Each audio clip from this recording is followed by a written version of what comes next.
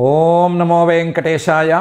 శ్రియాశ్రితగుణాశ్రయా ధియాశ్రితజనాశ్రయా గోవింద గోవింద.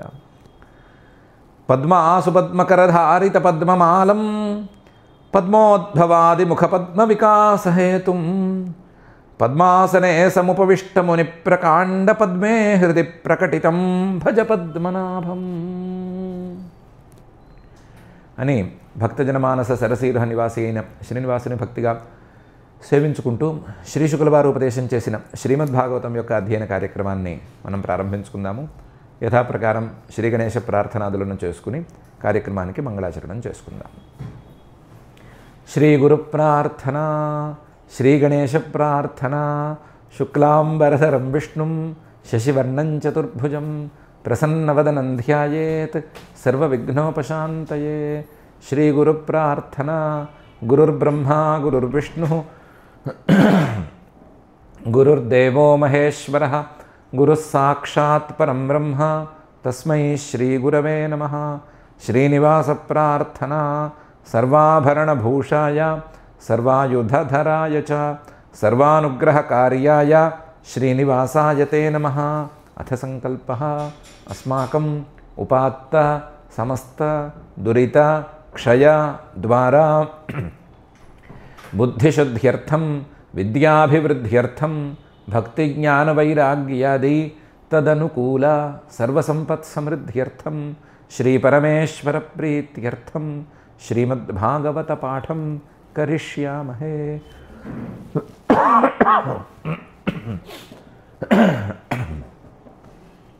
అస్య శ్రీమద్భాగవత స్తోత్ర మహామంత్రస్య నారద ఋషిః బృహతీ ఛందః శ్రీకృష్ణః పరమాత్మా దేవతా బ్రహ్మబీజం భక్తిశక్తిః జ్ఞానవైరాగ్యే కీలకం అస్మాకం శ్రీమద్భగవత్ప్రసాదసిద్ధ్యర్థే పాఠే వినియోగः ధ్యానం.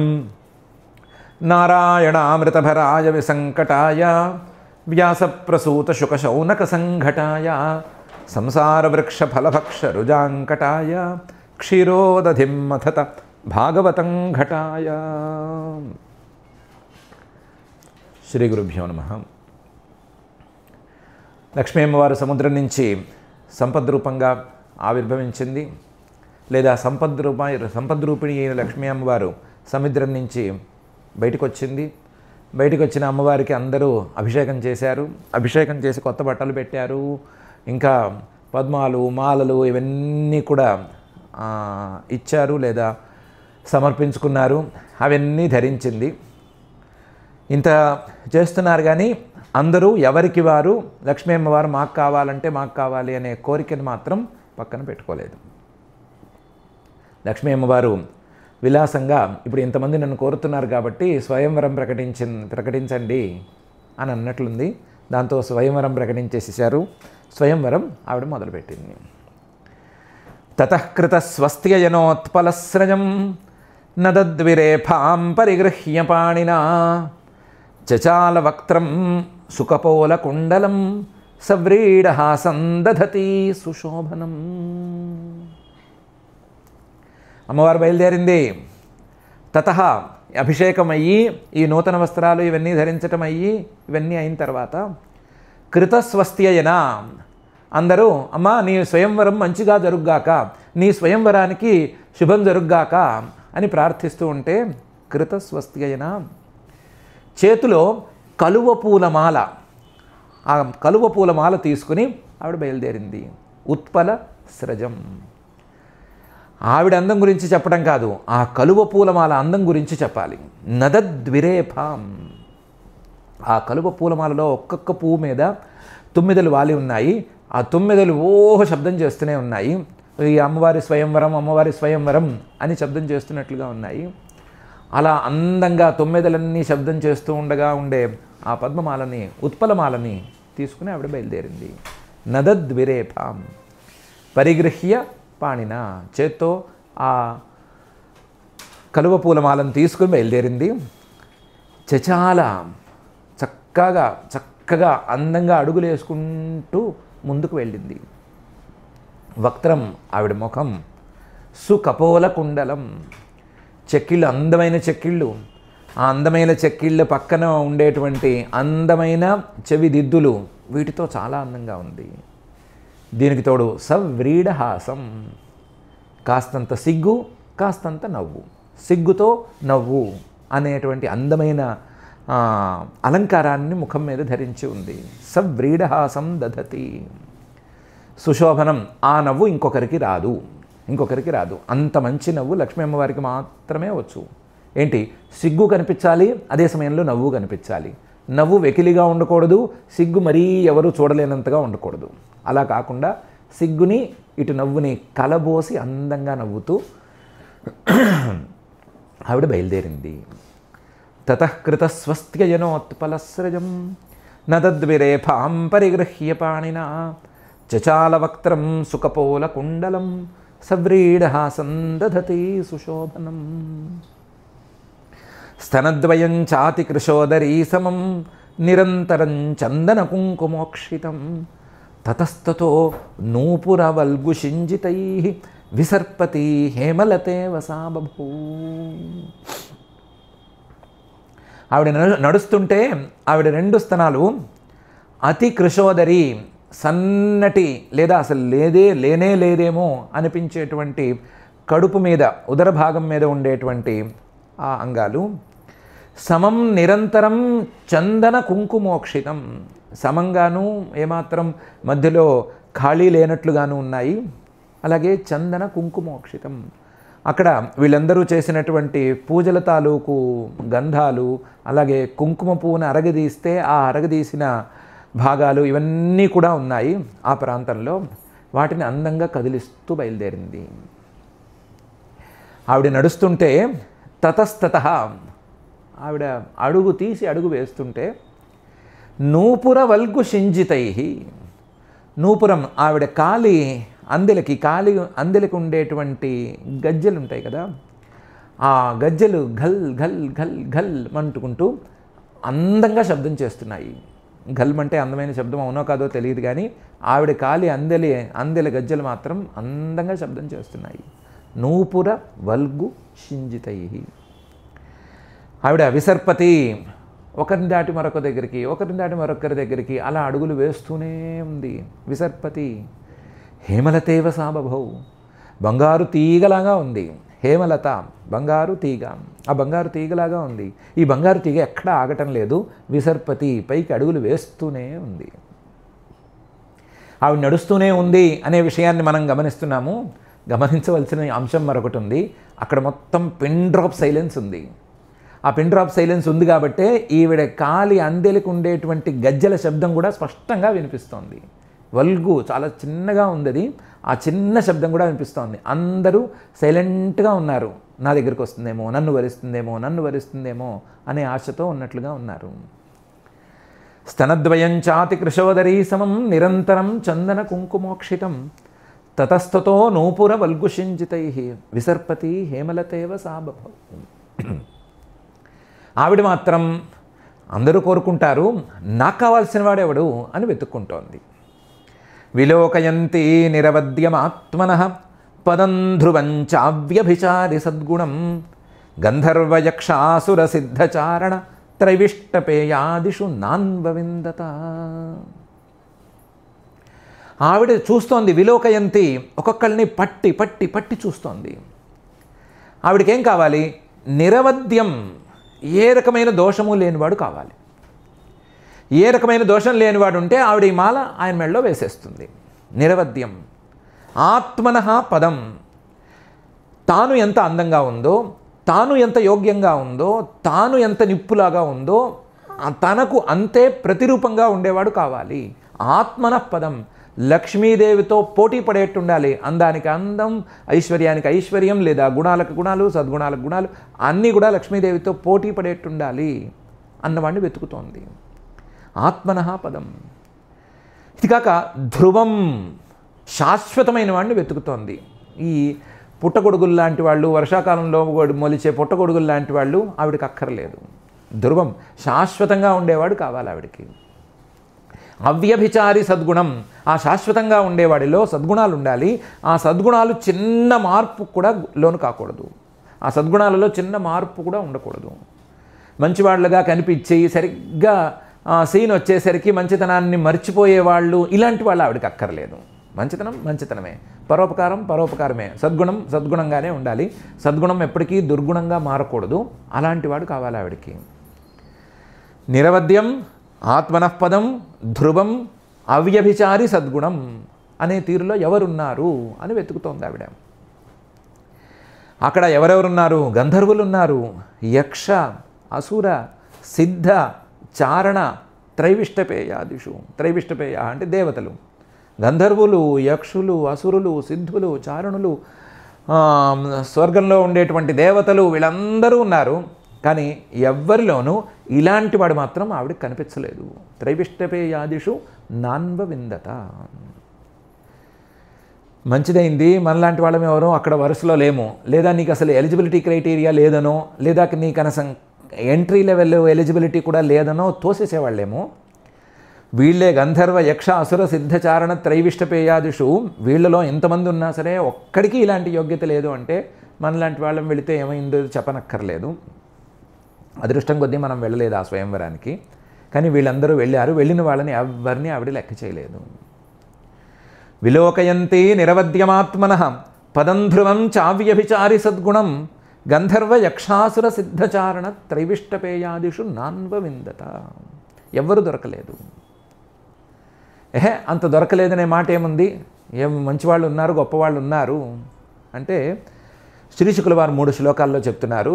ఆవిడ ఏమనుకుంది, ఏమి ఆవిడ యొక్క అభిప్రాయం, ఆవిడ అభిప్రాయం ప్రకారం ఎందుకు దొరకలేదు అని శ్రీశుకుల వారు తన నోటితో చెప్తున్నారు. నూనం తపో యస్య న మన్యో నిర్జయః జ్ఞానం క్వచిత్ తస్య న సంగవర్జితం కశ్చిన్మహాంస్తస్య న కామ నిర్జయః స ఈశ్వరః కిం పరతో వ్యపాశ్రయః అని. అక్కడ మహర్షులు ఉన్నారు. మన మహర్షుల్లో తపస్సు అనేటువంటి గుణం ఉంది, పోనీ సద్గుణం ఉంది, అవ్యభిచారి సద్గుణం ఉంది అని అనుకుందాం. కానీ నూనం తపః, తపస్సు ఉంది. తపో యస్య, ఆ తపస్సు ఉన్నవాడికి న మన్యు నిర్జయః, కోపాన్ని గెలవటం అనేది చేత కావటం లేదు. కోపాన్ని గెలవని, కోపం మీద గెలుపు సాధించలేని తపస్సుకి విలువే లేదు. కాబట్టి ఈ తపస్సు లెక్కలేదు అని వాళ్ళని తోసేసింది. ఏదో మనకి ఉదాహరణ చెప్పుకోవాలి కాబట్టి పెద్దవాళ్ళని తక్కువ చేసుకోవడానికి కాదు అని ముందే అనుకుని పేర్లు చెప్పుకుందాం. దూర్వాస మహర్షి గారు ఉన్నారు. ఆయన తపస్సు అబ్బో అఖండం. శాపం పెడితే ఇంద్రుడంతటి వాడికి మొత్తం ఉన్నదంతా ఊడిపోయి అడుక్కు తినే పరిస్థితి వచ్చేసింది. అంతటి తపస్సు ఉంది ఆయనకి. బాగానే ఉంది. కానీ ఆయనకు కోపం ఉంది. కోపం ఉంది అంటారు. దుర్వాస మహర్షి గారిని గురించి తక్కువ చేసి మాట్లాడకూడదు మనము. కానీ ఉదాహరణ కోసం, మనం అర్థమవటం కోసం చెప్పుకుంటున్నాం. నూనం తపః పరంతు తస్య న మన్యు నిర్జయః. కోపం మీద ఇది లేదు. తపస్సు గనక కోపానికి సాధనంగా మారిపోతే, కోపం తీర్చుకోవటానికి సాధనంగా తపస్సు మారిపోతే ఇంకెందుకు ఆ తపస్సు? తపస్సు కోపం మీద గెలుపు సాధించడానికి కావాల్సినట్లుగా ఉండాలి కదా. కాబట్టి ఈ తపస్సు ఉండి కోపం మీద గెలుపు లేని వాళ్ళందరినీ తోసవతల పారేయవలసిందే అని తోసేసింది. జ్ఞానం, కొంతమంది మహాజ్ఞానులు ఉన్నారు, అన్నీ తెలిసిన వాళ్ళు ఉన్నారు, సర్వజ్ఞులు ఉన్నారు. దాదాపు వాళ్ళకు తెలియని విషయం అంటూ లేనే లేదు అనే స్థాయిలో ఉన్నవాళ్ళు కొంతమంది ఉన్నారు. జ్ఞానం క్వచిత్, కొంతమందిలో అలా ఉంది. కానీ తస్యన్న సంగవర్జితం.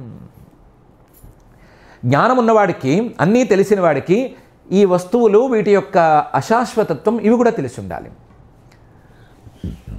అలాంటి వాడు అసలు ఈ వస్తువులతో కానీ, ఈ విశ్వంతో కానీ, ఈ ప్రపంచంతో కానీ ఏ సంబంధం లేకుండా సుఖంగా మనం పైకి ఎలా వెళ్ళాలి అని చూడాలి.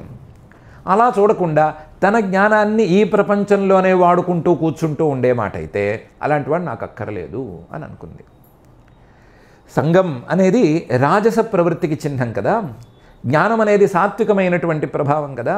సాత్వికమైన జ్ఞానం వచ్చిన తర్వాత కూడా రాజస ప్రవృత్తి ఉంది అంటే వాడిని నేను నమ్మను అని వాళ్ళని కూడా తోసేసింది.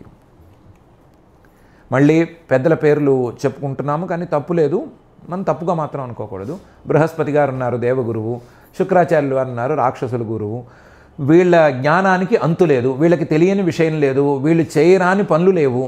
కానీ ఇంత సాత్వికమైన జ్ఞానం ఉన్నా సరే వీళ్ళకి రాజస ప్రవృత్తి ఉంది. రాజస ప్రవృత్తి ఉంది కాబట్టే ఈ దేవగురువు బృహస్పతి గారు వెళ్ళి ఇంద్రుడికి గురువుగా అక్కడ ఆస్థానంలో కూర్చున్నారు. నాకు పోటీదారు బృహస్పతి అయితే నేను రాక్షసుల దగ్గరికి వెళ్తాను, నేను గురుస్థానంలో కూర్చొని నేను వాళ్ళ దండాలు పెడుతూ ఉంటే పెట్టించుకుంటాను అని శుక్రాచార్యులు వాళ్ళు వెళ్ళి రాక్షసుల దగ్గర కూడా చేరారు. సో జ్ఞానం యస్య జ్ఞానం క్వచిత్ తస్య న సంగవర్జితం. జ్ఞానం సాత్వికమైన జ్ఞానం ఉన్నా సరే వారికి రాజస ప్రవృత్తి అనేది కలుగుతూ ఉంది. ఇలా జ్ఞానం ఉండి సాత్వికమైన జ్ఞానం ఉండి రాజస ప్రవృత్తి ఉన్నవాళ్ళు నాకు అక్కర్లేదు అని తోసేసింది. కశ్చిన్ మహాన్ తస్య న కామనిర్జయ. ఈ సాత్విక ప్రవృత్తి ఉండి లేదా సాత్వికమైనటువంటి జ్ఞానం ఉండి రాజస ప్రవృత్తి లేని వాళ్ళు కొంతమంది ఉన్నారు. వాళ్ళ జ్ఞానం లేదా వాళ్ళ యొక్క ప్రభావం చాలా చల్లగా చాలా అద్భుతంగా ఉంటుంది. కానీ న కామనిర్జయ, వాళ్ళు కామం మీద గెలుపుని సాధించలేకపోయారు. ఏదో పురాణాల్లో ఉండేటువంటి కథనాల ప్రకారం చంద్రుడు అలాంటివాడు. ఆయన యొక్క జ్ఞానం సాత్వికమైనటువంటి జ్ఞానం, రాజస ప్రవృత్తి అనే దాన్ని ప్రత్యేకించి చూపించలేము. అందువల్లే వెన్నెల ఆయన నుంచే కురుస్తూ ఉంటుంది. ఆయన వల్లే ఎన్నో అమృత కిరణాలు మనకి ప్రసరిస్తున్నాయి. అన్నీ బాగానే ఉన్నాయి. కానీ ఆయనకి నా కామనిర్జయ, కామం మీద గెలుపులేదు. కాబట్టి ఇలాంటి వాడు నాకు అక్కర్లేదు అని తోసేసింది. చంద్రుడంటే ఈవిడికి తమ్ముడు వరస అవుతాడు కదా అని ఇలాంటి కథలేం మనం ఇప్పుడు తేవక్కర్లేదు. ఉదాహరణ మాత్రమే పెట్టుకున్నాం. కశ్చిన్ మహాంస్ తస్య న కామనిర్జయ. సరే, ఇది తీసేద్దాం. స ఈశ్వర కిం పరతో వ్యపాశ్రయ. ఈశ్వర స్వతంత్రుడుగా ఉండాలి, లేదా రాజు లేదా నాయకుడు స్వతంత్రుడు, ఆయన ఆజ్ఞాపిస్తే అందరూ మాట వినాలి అనే తీరులో ఎవరైనా ఉండాలి. అలాంటి వాడు ఉంటే చూద్దాం అనుకుంది. ఎవరున్నారు? ఇంద్రుడే ఉన్నాడు. దేవతలకు రాజు, స్వతంత్రుడు, ఆయన ఆజ్ఞాపిస్తే మొత్తం ముల్లోకాలు గడగడ వణకవలసిందే అనే స్థాయిలో ఉన్నాడా?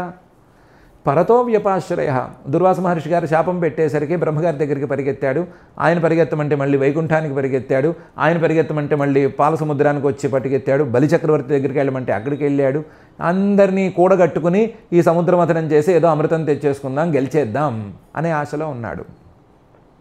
పరతో వ్యపాశ్రయ, ఇతరుల మీద ఆధారపడేవాడు, ఇతర వస్తువుల మీద ఆధారపడేటువంటి వాడు.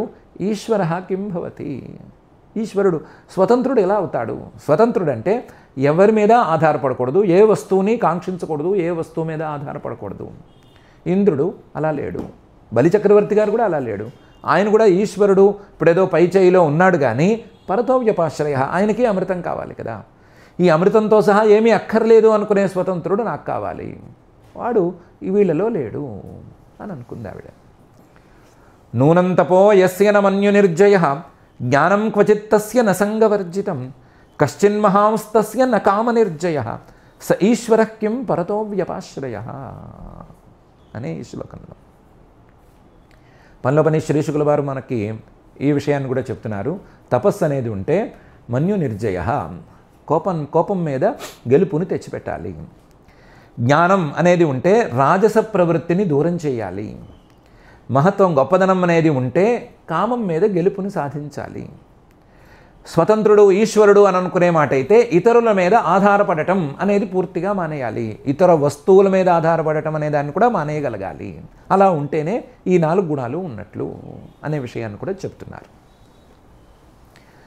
రెండో శ్లోకంలో ధర్మ క్వచిత్తత్ర న భూత సౌహృదం త్యాగ క్వచిత్తత్ర న ముక్తి కారణం వీర్యం న పుంసోస్త్యజ వేగ నిష్కృతం నహి ద్వితీయో గుణసంగవర్జితః.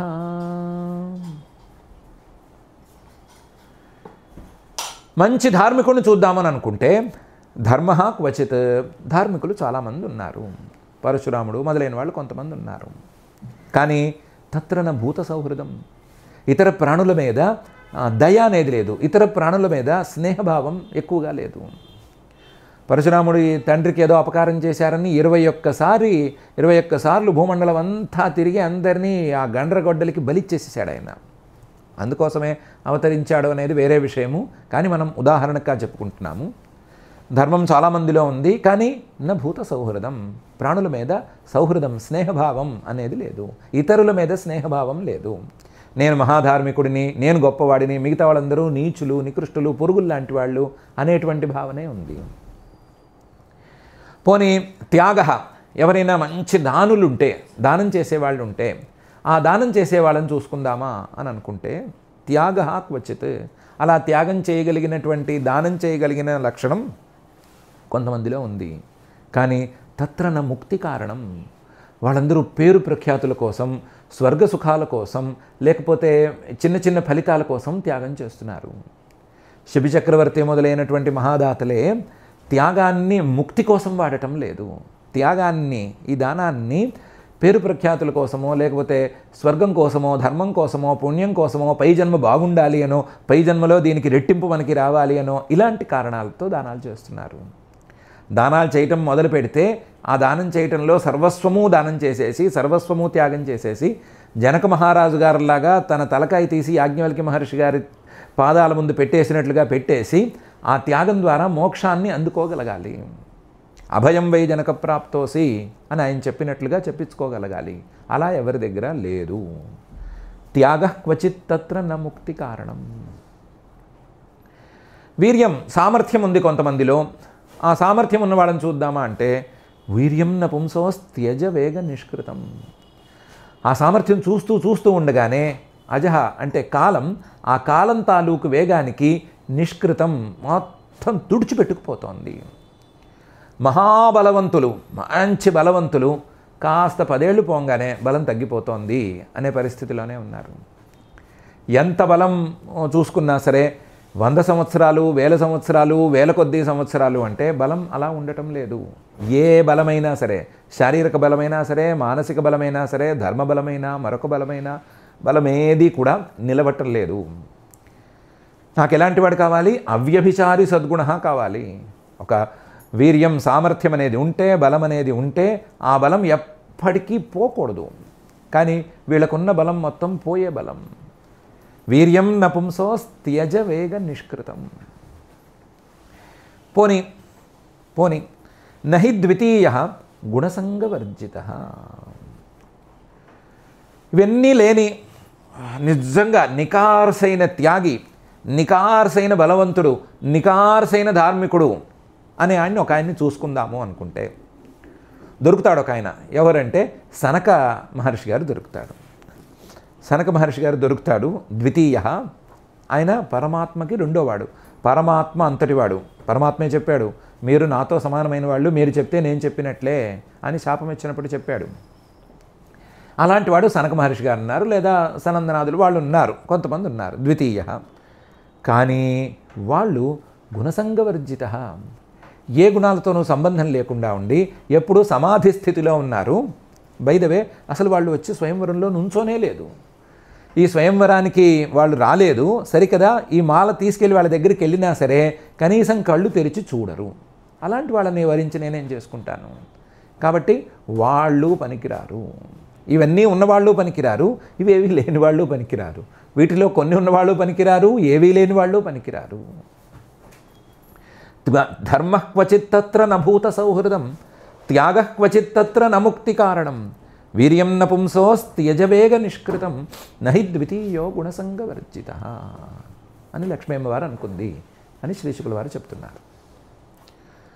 ఇలా చెప్పడం ద్వారా ధర్మం అనేది ఉంటే గనక సాటి ప్రాణుల మీద సౌహృదం, స్నేహభావం పెరగాలి అనే మాట చెప్తున్నారు.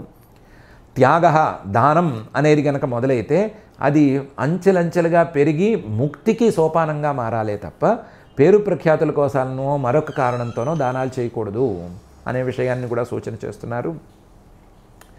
ఎవ్వరూ మేము బలవంతులం అని, లేదా మాకున్న బలం సామాన్యమైనది కాదు అని ఎప్పుడూ గర్వించకూడదు. ఎందుకంటే కాలం తాలూకు వేగానికి ప్రతి వాళ్ళ బలము కొట్టుకుపోవలసిందే అనే విషయాన్ని చెప్తున్నారు. నిజంగా ఇవన్నీ సద్గుణాలు ఉన్న వాళ్ళు ఎవ్వరూ కూడా కనీసం కళ్ళు తెరిచి కూడా ఈ ప్రపంచాన్ని చూడరు. వాళ్ళు ఎప్పుడు సమాధి స్థితిలో ఉండటానికే ఇష్టపడతారు అనే విషయాన్ని కూడా తేల్చి చెప్తున్నారు. ధర్మ క్వచిత్తత్ర నభూత సౌహృదం, త్యాగ క్వచిత్తత్ర నముక్తి కారణం, వీర్యం నపుంసోస్త్యజవేగ నిష్కృతం నహి ద్వితీయో గుణసంగవర్జిత. సరే, ఒక పని చేద్దాం. ఈ లక్షణాలు వద్దు, మంచి చిరాయుగా ఉండేవాడిని చూసి పెళ్లి చేసుకోమ్మా. చిరాయుగా ఉండే వాడి మెడలో నువ్వు ఈ హారం వేసేసేయి, అంతకు మించి మిగతావేం మాట్లాడకు అనే మాట అయితే దానికి 3వ శ్లోకంలో చెప్తున్నారు. క్వచిచ్చిరాయుర్నహి శీలమంగళం క్వచిత్తదప్యస్తి నవేద్యమాయుషః యత్రోభయం కుత్ర చ సోప్యమంగళః సుమంగళః కశ్చన కాంక్షతే హిమాం అని. నువ్వు అన్నావు కదా, ధ్రువం శాశ్వతమైన వాడు నాకు కావాలి అని. చిరాయువు బాగా పెద్ద సుదీర్ఘమైన ఆయుస్సు ఉన్నవాడు ఉన్నాడు, ఆయన్ని పెళ్లి చేసుకోకూడదా అంటే క్వచిత్ చిరాయు, సుదీర్ఘమైన ఆయుస్సు ఉన్నవాళ్ళు మహానుభావులు కొంతమంది ఉన్నారు. మార్కండేయ మహర్షి గారు ఉన్నారు, ఇలాంటి వాళ్ళు ఉన్నారు.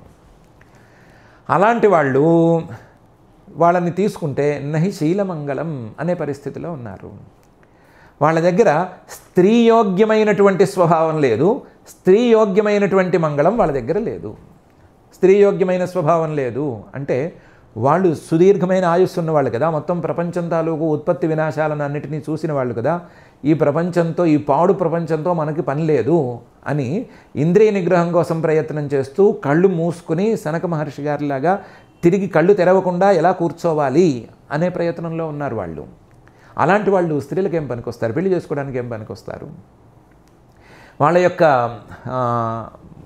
గుణాలు, సద్గుణాలు ఏవి మంగళమయాలు అంటే స్త్రీ వివాహం చేసుకోవడానికి వీలుగా ఉండేట్లుగా లేవు. అలా పెట్టుకోలేదు వాళ్ళేమి వివాహం చేసుకుంటే మళ్ళీ కుటుంబం పోషించుకోవడానికి కావాల్సిన ఇళ్ళు వాకిళ్ళు ఇలాంటివి ఏర్పాటు చేసుకోవట్లేదు. అసలు ఇళ్ళు వాకిళ్ళు లాంటి వాటికే, ఆ జోలికే మేము పోము అని ఒట్టేసి కూర్చున్నారు వాళ్ళు. అలాంటి వాళ్ళని పెళ్లి చేసుకునే ఛాన్స్ లేదు, వాళ్ళని వరించే అవకాశం లేదు.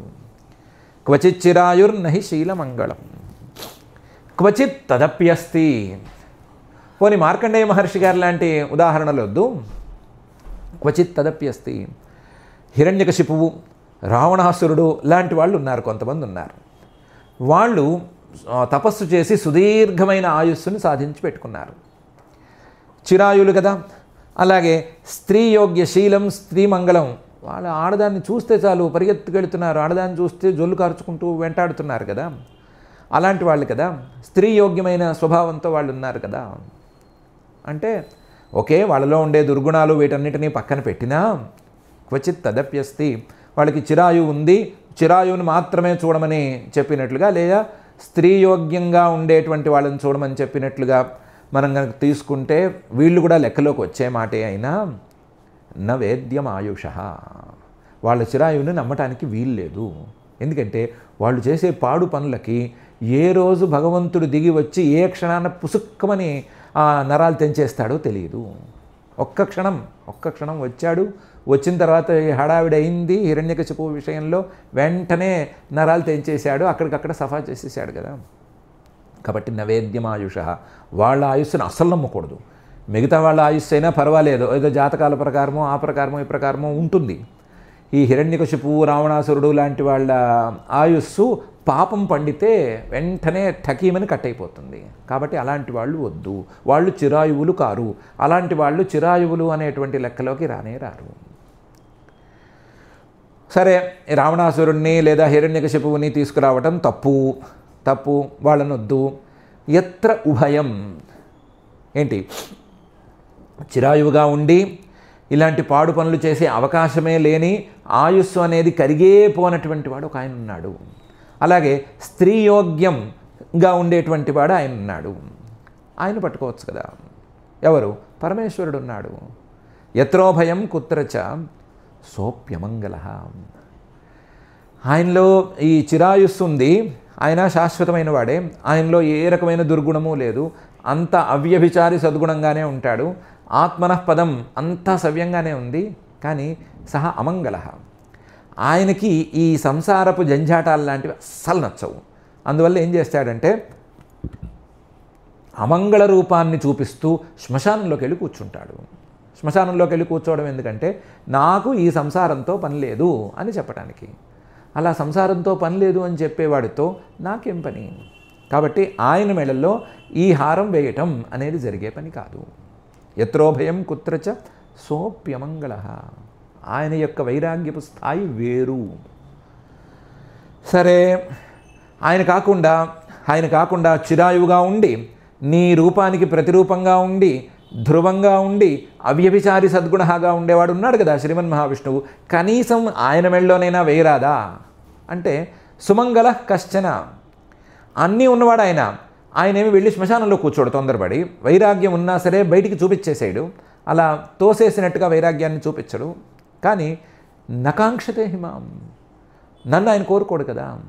ఆయన కోరుకోడు. ఆయనకి ఇతర వ్యపాశ్రయం అనేది లేదు. ఎందుకంటే నికార్సైన ఈశ్వరుడు ఆయన, పరాపేక్ష అనేది లేనివాడు ఆయన.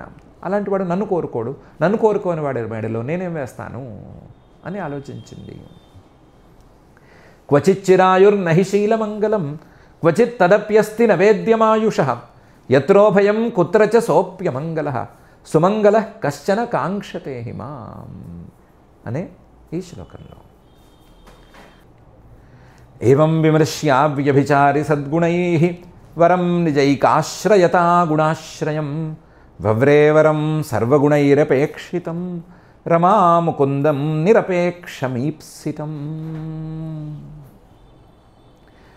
అని శ్రీశుకుల వారు చెప్తున్నారు. 3 శ్లోకాల్లో ఎవరెవరి గురించి ఆవిడ ఏ రకమైన అభిప్రాయం కలిగి ఉంది అని చెప్పారు. చెప్పి ఏవం విమర్శ్య, ఈ రకంగా ఆలోచించి వీళ్ళందరిలోనూ అవ్యభిచారి సద్గుణైః వరం, అవ్యభిచారి సద్గుణాలు, మార్పు లేని ఎప్పటికీ మారిపోని సద్గుణాలు కలిగిన వాడు ఎవరు? ఆ శ్రీహరి ఒక్కడే. వరం, సర్వశ్రేష్ఠుడు ఎవరు? ఆ శ్రీహరి ఒక్కడే. నిజైకాశ్రయతా గుణాశ్రయం,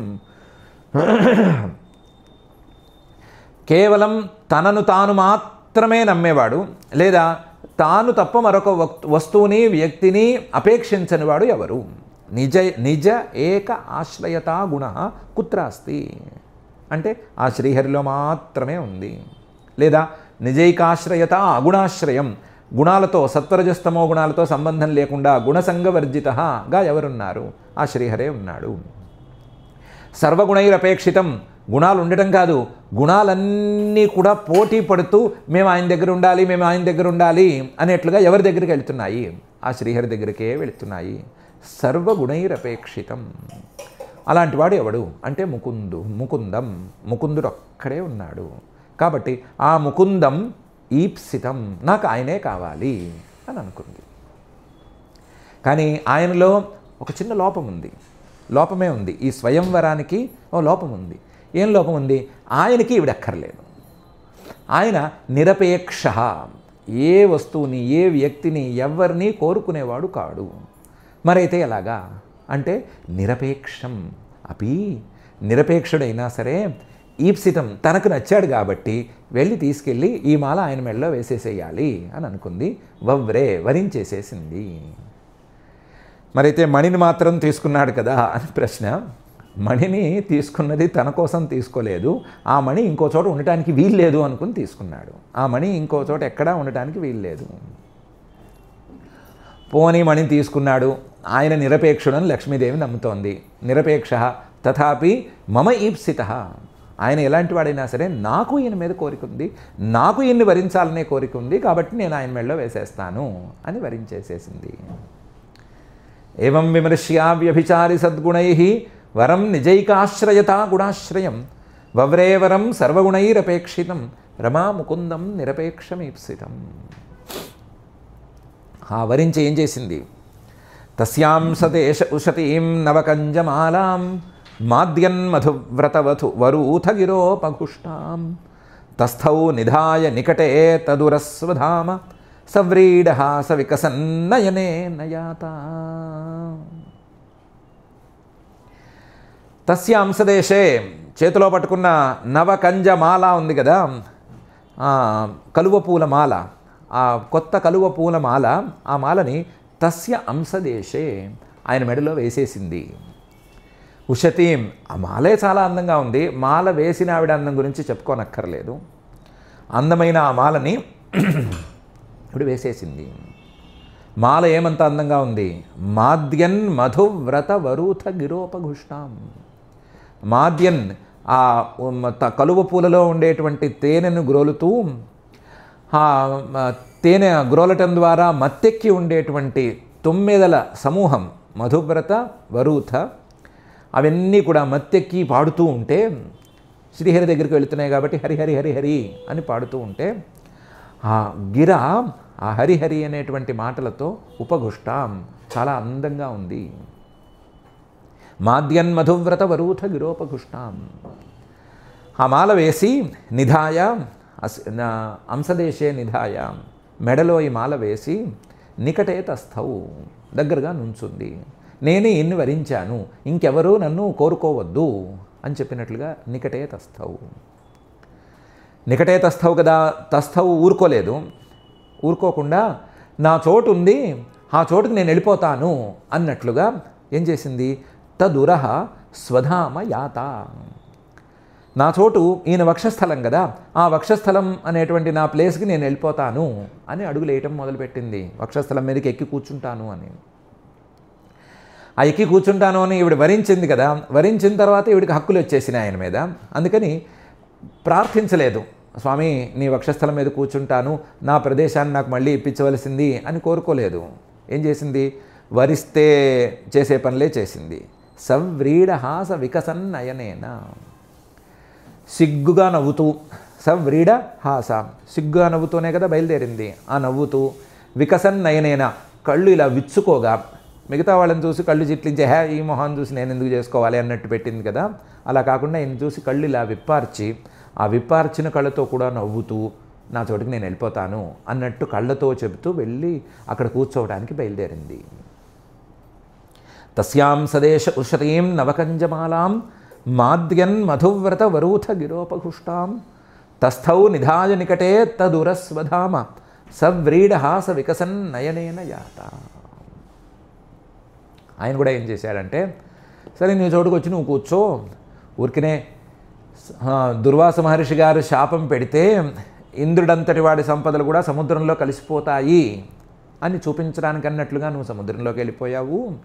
మళ్ళీ అమృతమథనం చేస్తే నేనున్నాను కాబట్టి మళ్ళీ బయటకు వచ్చావు, వచ్చిన దానివి నన్ను తప్ప మరొకరిని ఆశ్రయించవు అని చెప్పడానికి ఈ చేతిలో మాల పట్టుకుని కాసేపు ఇటు అటు తిరిగినట్టు తిరిగి మెరుపులాగా మెరుపు తీగలాగా తిరిగి నా మెడలో మాల వేసావు, నీ స్వస్థానానికి నువ్వు వచ్చి రావచ్చు, కూర్చోవచ్చు అని చెప్పాడు. తస్యాశ్రియస్త్రిజగతో జనకో జనన్యా వక్షో నివాసమకరోత్పరమం విభూతే శ్రీస్వాః ప్రజా సకరుణేన నిరీక్షణేన యత్ర స్థితైధయత సాధిపతిం స్త్రిలోకాన్. తస్యాః శ్రియః ఆ లక్ష్మీదేవికి త్రిజగతః జనన్యాః ముల్లోకాలకి తల్లిలాంటి ముల్లోకాలకి తల్లి అయిన ఆ లక్ష్మీదేవికి త్రిజగతః జనకః ముల్లోకాలకి జనకుడైనటువంటి శ్రీహరి వక్షో నివాసమకరోత్ తన వక్షస్థలాన్ని నివాస స్థానంగా అనుగ్రహించాడు. వక్షో నివాసమకరోత్.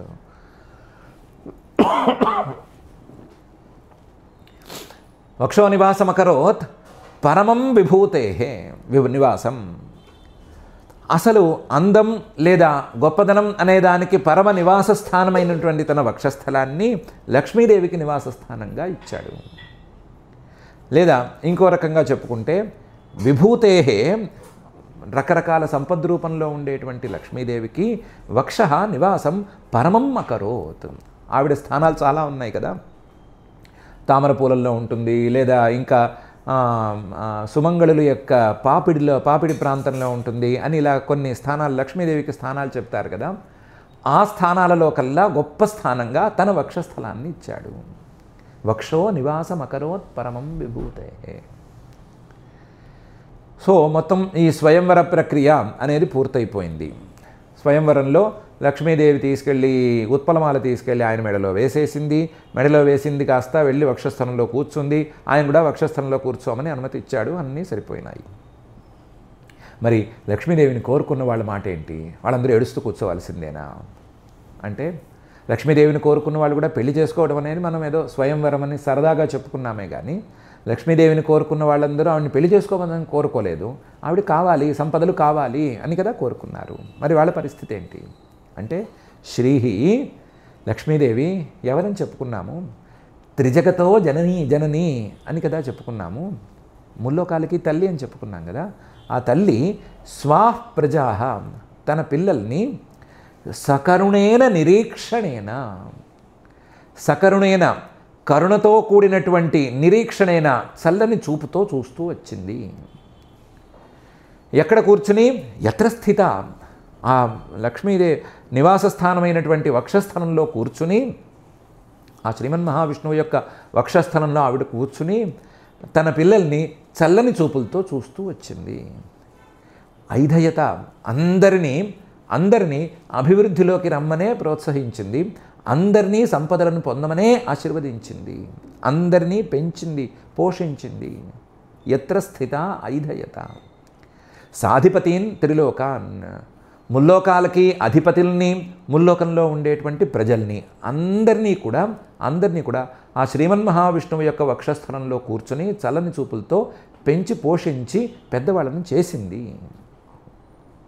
తస్యాశ్రయస్త్రిజగతో జనకో జనన్యాః వక్షో నివాసమకరోత్ పరమం విభూతేః శ్రీస్వాః ప్రజాః సకరుణేన నిరీక్షణేన యత్ర స్థితైధయత సాధిపతిం త్రిలోకాన్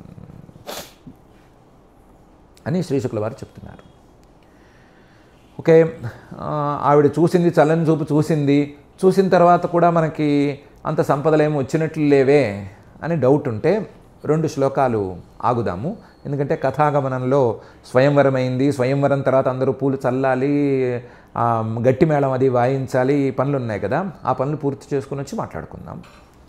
శంఖతూర్య మృదంగానాం వాదిత్రాణాం పృథుస్వనః దేవానుగానాం సస్త్రీణాం నృత్యతాం గాయతాం అభూత్. ఈ స్వయంవర కార్యక్రమం అవుతూనే, లక్ష్మీదేవి వక్షస్థలానికి వెళ్ళి కూర్చోవటం అవుతూనే, ఆవిడ చల్లని చూపులతో ముల్లోకాల్ని చూడటం జరుగుతూ ఉండగానే శంఖాలు ఒకవైపు శబ్దం చేసినాయి, తూర్యాలు అంటే బాజాలవి మోగినాయి, మృదంగాలు కొంతమంది వాయించారు, వాదిత్రాణం రకరకాల వాద్యాలను వాయించారు. అన్నీ కలిసి పృథుః స్వనః పెద్ద శబ్దం ఏర్పడింది. పెళ్లిలో తాళి కట్టేటప్పుడు గట్టి మేళం అని వాయిస్తారు. ఆ పద్ధతిలో అంతకంటే పెద్ద శబ్దం ఏర్పడింది. దేవానుగానాం సస్త్రీణాం నృత్యతాం గాయతాం అభూత్. ఈ మధ్యలో దేవతల యొక్క అనుచరులు, గంధర్వులు లాంటి వాళ్ళు, లేదా దేవతలలోనే అనుచర స్థానంలో ఉండేటువంటి వాళ్ళు స్త్రీలతో సహా, వాళ్ళ భార్యలతో సహా నృత్యతాం, కొంతమంది డ్యాన్సులు చేశారు, కొంతమంది గాయతాం పాటలు పాడారు. వాళ్ళందరూ కలిసి మహాశబ్దాలు చేశారు. ఆ మహాశబ్దం అంతా కూడా అక్కడ మిన్నంటింది. అభూత్. శంఖ తూర్య మృదంగానాం వాదిత్రాణాం పృథుస్వనః దేవానుగానాం సస్త్రీణాం నృత్యతాం గాయతాం అభూత్. బ్రహ్మరుద్రాంగిరో ముఖ్యాః సర్వే విశ్వసృజో విభుం ఈడిరే అవితథైర్మంత్రైః తల్లింగైః పుష్పవర్షిణః. పెళ్లి జరిగేటప్పుడు, తాళి కట్టేటప్పుడు అందరూ మంత్రాలు చెప్పి అక్షింతలు, పూలు వేస్తారు కదా.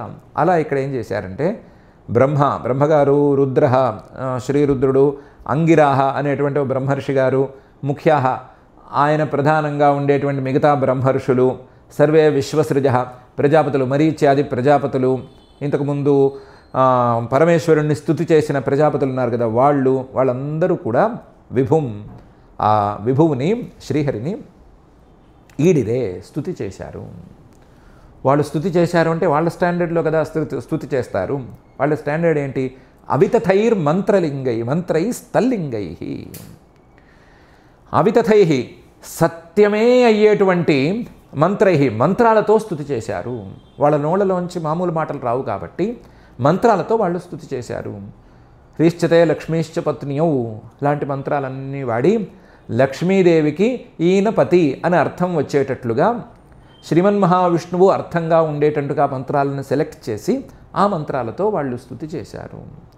అభితథై మంత్రై తల్లింగై. శ్రీమన్ మహావిష్ణువుని, లక్ష్మీదేవిని ప్రతిపాదన చేసేటువంటి తల్లింగై మంత్రై మంత్రాలతో, అవితథై ప్రతి అక్షరము సత్యమే అనే తీరులో ఉండేటువంటి మంత్రాలతో వాళ్ళు స్తుతి చేశారు. మామూలుగా అయితే మనుషుల పెళ్ళిళ్ళలో అయితే ఆశీర్వదిస్తారు. ఇక్కడ ఆశీర్వదించడానికి అందరికంటే పెద్దలు కదా వాళ్ళిద్దరూ. త్రిలోక జనక త్రిలోక జననీ కదా, త్రిజగతో జనక త్రిజగత జననీ కదా. ముల్లోకాలకి తల్లిదండ్రుల పెళ్ళి కదా ఇది. ముల్లోకాలకు తల్లి స్వయంవరం కదా. అందువల్ల ఎవరు ఆశీర్వదించడం అనేది జరగదు. అందువల్ల ఈడిరే స్తుతులు మాత్రం చేశారు మంత్రాలతో. దాంతోపాటు పుష్పవర్షిణ, కాస్త పూలు అందంగా చల్లుదామని చెప్పి రకరకాల పూలు కూడా చల్లారు. బ్రహ్మరుద్రాంగిరో ముఖ్యా సర్వే విశ్వసృజో విభుం ఈడిరే అవితథైర్మంత్రై తల్లింగై పుష్పవర్షిణ. ఇది మొత్తం స్వయంవర కార్యక్రమం సవ్యంగా పూలు చల్లడంతో పూర్తయింది. ఇప్పుడు మన ప్రశ్న, లక్ష్మీదేవిని కోరుకున్న వాళ్ళ పరిస్థితి ఏంది అనే ప్రశ్న. ఆ ప్రశ్నకి సమాధానాన్ని శ్రీశుకుల వారు చెప్తున్నారు. శ్రియా విలోకితా దేవా స ప్రజాపతయ ప్రజా శీలాది గుణసంపన్నా లేభిరే నిర్వృతిం పరాం అని. శ్రియా విలోకితా దేవా. ఆ లక్ష్మీదేవి శ్రీమన్మహావిష్ణువు యొక్క వక్షస్థలంలో కూర్చుని చల్లని చూపులతో అందరినీ చూసింది కదా. ఆ చూసిన వాళ్ళలో లేదా చూడబడిన వాళ్ళల్లో, చూపులను అందుకున్న వాళ్ళలో దేవతలు ఉన్నారు. స ప్రజాపతయ మరీచ్యాది ప్రజాపతులు ఉన్నారు. ప్రజా మనలాంటి మనుషులు కూడా ఉన్నారు. అందరూ కూడా శీలాది గుణ సంపన్నా, మంచి శీలం, మంచి స్వభావం, మంచి గుణాలు అనేటువంటి వాటిని దొరకపుచ్చుకున్నారు. శీలాది గుణ సంపన్న. లక్ష్మీదేవి చల్లని చూపులతో చూస్తే వచ్చేటువంటి మంచి స్వభావం, చల్లని చూపులతో చూస్తే వచ్చే మంచి స్వభావం, చల్లని చూపులతో లక్ష్మీదేవి చూస్తే వచ్చేటువంటి సద్గుణాలు, వీటన్నిటినీ పొంది పరాం నిర్వృతిం లేభిరే, చాలా ఆనందంగా జీవితాన్ని గడిపారు. శ్రియా విలోకితా దేవా సప్రజాపతయ ప్రజా శీలాది గుణ సంపన్నా లేభిరే నిర్వృతిం పరాం. లక్ష్మీదేవి ఉండవలసిన స్థానం శ్రీమన్మహావిష్ణువు యొక్క వక్షస్థలం, ఆవిడ యొక్క స్థానం అది. ఆవిడ చేయవలసిన పని ముల్లోకాలని అనుగ్రహించటం. ముల్లోకాలని ఆవిడ అనుగ్రహిస్తోంది. అనుగ్రహించటం అనేది కనుక అందిపుచ్చుకుంటే మంచి స్వభావం వస్తుంది, మంచి గుణాలు వస్తాయి. ఆ గుణాలతో సుఖంగా ఉంటారు అనే మాట జరుగుతుంది అని శ్రీశుకుల వారు ఈ శ్లోకంలో చెప్తున్నారు. అయితే లక్ష్మీదేవి అంటే బంగారం చెప్పండి, వెండి చెప్పండి, క్యాష్ చెప్పండి, షేర్స్ చెప్పండి, ఇలాంటివి ఏమైనా చెప్పండి, కానీ ఈ శీలాలు, గుణాలు, ఇలాంటి కథలు, కహానీలు మాకొద్దు అని ఎవరైనా అనే మాట అయితే, ఎవరైనా ఆ ప్రశ్న వేసేవాళ్ళే ఎక్కువ శాతం ఉంటారు కాబట్టి దానికి సమాధానంగా శ్రీశుకుల వారు పై శ్లోకం చెప్తున్నారు. నిస్సత్వా లోలుపారాజన్ నిరుద్యోగా గతత్రపాః యదా చోపేక్షితా లక్ష్మ్యా బభూవృదైత్యదానవాః అని. ఈ ప్రశ్న వేసి లక్ష్మీదేవి చూస్తే మాకు డబ్బులు రావాలి కానీ మిగతావేవో వస్తాయంటే మాకు ఆవిడ చూపులు వద్దు అని రిజెక్ట్ చేసిన వాళ్ళు కొంతమంది ఉన్నారు. ఎవరు?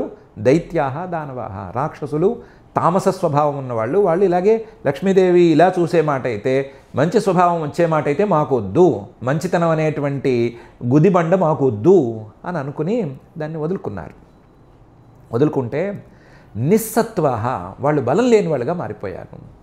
లోలుపాహ, విషయలౌల్యం ఉన్నవాళ్ళుగా వాళ్ళు మారిపోయారు.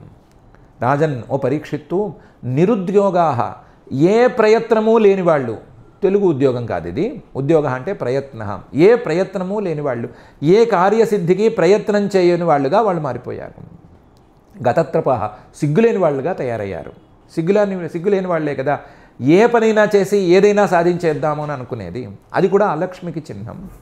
గతత్రపాహ యదాచ ఉపేక్షితాహ లక్ష్మ్యా, వీళ్ళు వద్దనుకోగానే ఆవిడ కూడా సరే వద్దు, నేను అనుగ్రహంగా చూస్తాను అంటే వద్దనుకునే వాడికి నేనేం చూడగలను, ఏమందుకుంటాడు అని అనుకుని ఆవిడ కూడా వాళ్ళని ఉపేక్షించేసరికి ఈ విధంగా వాళ్ళు దైత్యాహ దానవాశ్చ బభూవు, దైత్యులు దానవులు తయారైపోయారు అని చెప్తున్నారు. లక్ష్మి అంటే బంగారం, వెండి, షేర్సు, డబ్బులు, క్యాషు ఇవి కాదు. అకౌంట్ బ్యాలెన్స్ కాదు లక్ష్మీదేవి అంటే. లక్ష్మీదేవి అంటే బలం. లక్ష్మీదేవి అంటే విషయ లౌల్యం లేకపోవటం. ఉన్నదాంతో తృప్తి పడుతూ ఉన్నదాంతో పరమానందాన్ని అనుభవించటమే లక్ష్మీదేవికి చిహ్నం. అదే సంపదలకి చిహ్నం. అంతే తప్ప ఏదో లేదో అని ఎప్పుడూ ఏడుస్తూ కూర్చోవటం అనేది సంపదలకి చిహ్నం కాదు. విషయ లౌల్యం అనేది అలక్ష్మికి చిహ్నం. లక్ష్మీదేవి అంటే ఉద్యోగం, అంటే ప్రయత్నం అనేది చేస్తూ ఉండటం, ఎప్పుడూ ప్రయత్నం ఉండటం అనేది లక్ష్మీదేవికి చిహ్నం. బద్ధకంగా కూర్చోవటం లేదా ఏం చేసినా సరే మనకి వర్కౌట్ అవ్వదు అని అనుకుని ఏడుస్తూ ఉండటం అనేది లక్ష్మీదేవి చిహ్నం కాదు.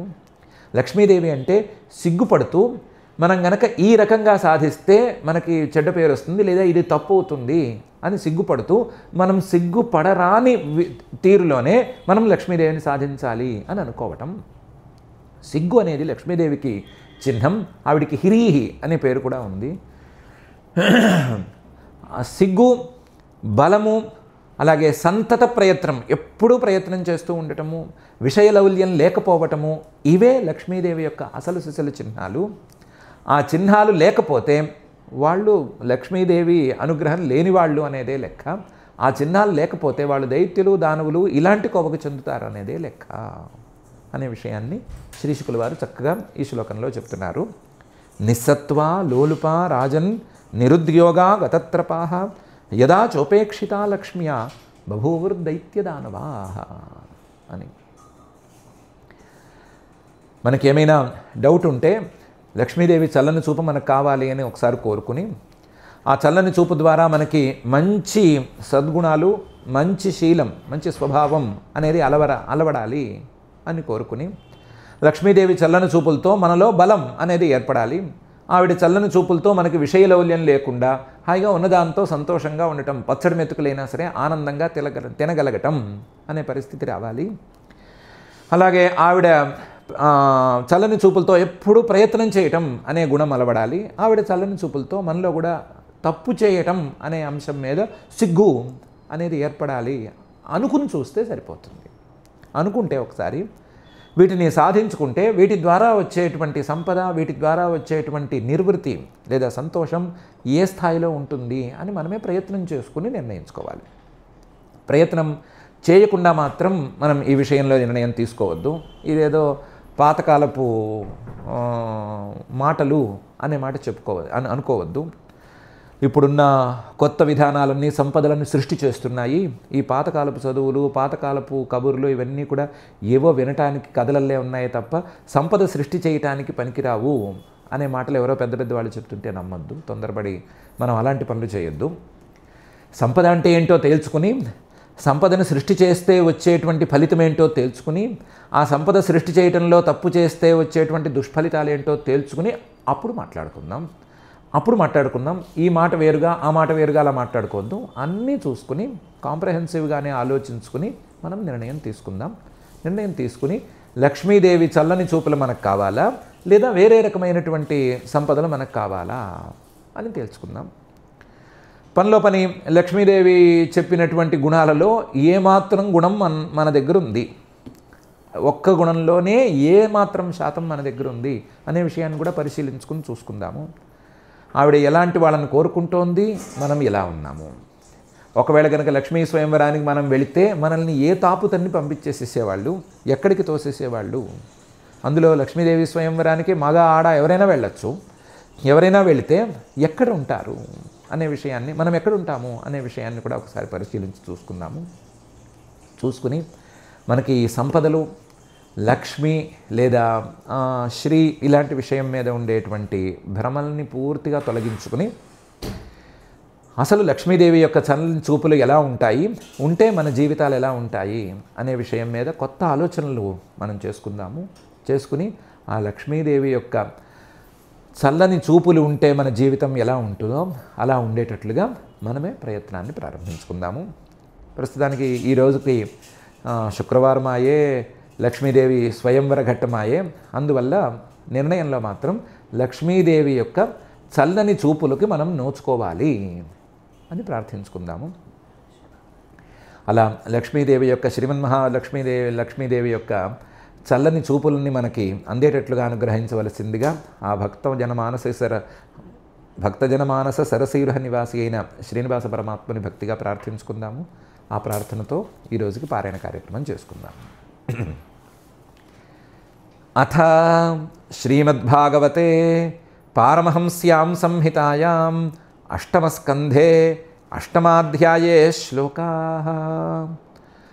తతః కృతస్వస్త్యయనోత్పలస్రజం నదద్విరేఫాం పరిగృహ్య పాణినా చచాల వక్త్రం సుకపోలకుండలం సవ్రీడహాసం దధతి సుశోభనం స్తనద్వయం చాతికృశోదరీ సమం నిరంతరం చందనకుంకుమోక్షితం తతస్తతో నూపురవల్గుషింజితైః విసర్పతి హేమలతే వసా బభౌ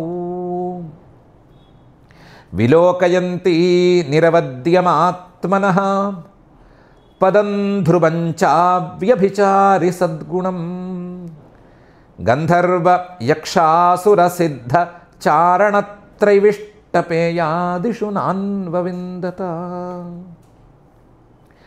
నూనం తపో యస్య న మన్యు నిర్జయః జ్ఞానం క్వచిత్తచ్చ న సంగవర్జితం కశ్చిన్మహాంస్తస్య న కామనిర్జయః స ఈశ్వరః కిం పరతో వ్యపాశ్రయః ధర్మః క్వచిత్తత్ర న భూతసౌహృదం త్యాగః క్వచిత్తత్ర న ముక్తికారణం వీర్యం న పుంసోస్త్యజ వేగనిష్కృతం న హి ద్వితీయో గుణసంగవర్జితః